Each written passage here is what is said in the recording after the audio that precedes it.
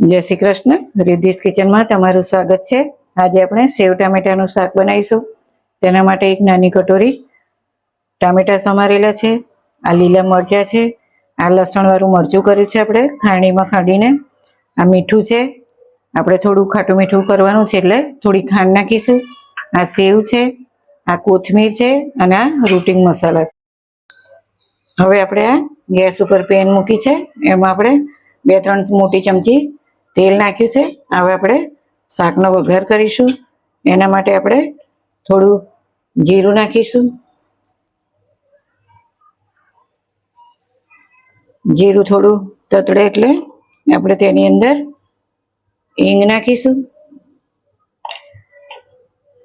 Gas medium રાખીશું.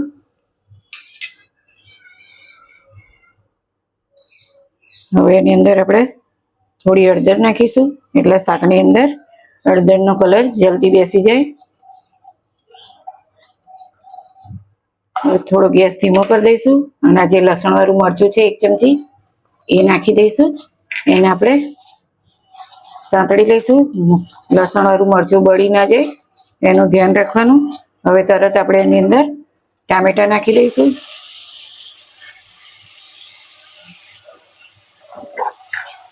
Gas ધીમો કરી દઈશું અને ટામેટાને આપણે સાંતળીશું. હવે આપણે એની અંદર સ્વાદ પ્રમાણે મીઠું નાખીશું. મીઠું નાખ્યા પછી ટામેટાને આપણે હલાવી લઈશું અને 2-1 મિનિટ ઢાંકીને રાખીશું એટલે આપણા ટામેટા ચડવા લાગે.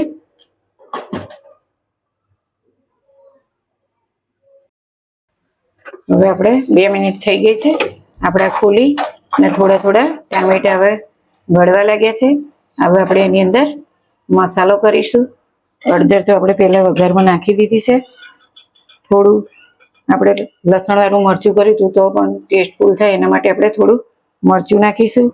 1 ચમચી ધાણા જીરું નાખીશું. 1/2 ચમચી ગરમ મસાલો નાખીશું અને લીલું મરચું અડધું સમારેલું છે એ નાખીશું. હવે આપણે એને મિક્સ કરીશું. થોડો કલર આવે એના માટે આપણે થોડું કાશ્મીરી લાલ મરચું પાવડર નાખીશું. હવે આપણા ટામેટા થોડા ગળવા માંડ્યા છે.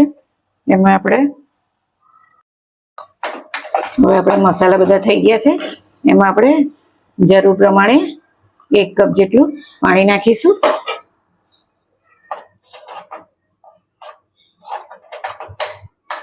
હવે એને આપણે ધીમા તાપે થોડી વાર ચડવા દઈશું ઢાંકીને.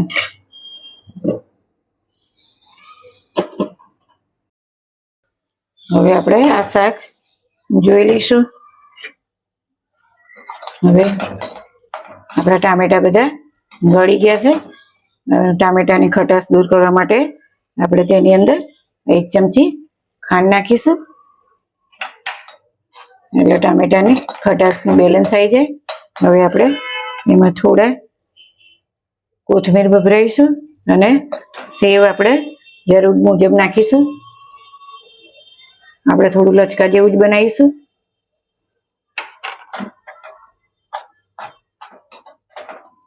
તમે આની અંદર પાતળી જાડી ગાંઠિયા તમને જે પસંદ આવે એ સેવ નાખી શકો છો. રતલામી સેવ પણ જેને તીખાશ વધારે જોતી હોય એ રતલામી સેવ પણ નાખી શકે છે.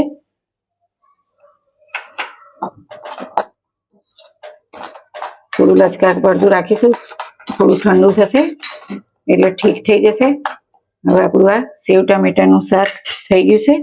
એની પર આપણે થોડી કોથમીર ભભરાઈ દઈશું. આપણું સેવ ટામેટાની સબ્જી તૈયાર થઈ ગઈ છે અને મેં એને પરોઠા જોડે સર્વ કરી છે. તમે બાજરીના રોટલા જોડે પણ ખાઈ શકો છો. તમને આ મારી રેસીપી ગમી હોય તો લાઈક કરજો, શેર કરજો અને સબસ્ક્રાઈબ કરજો.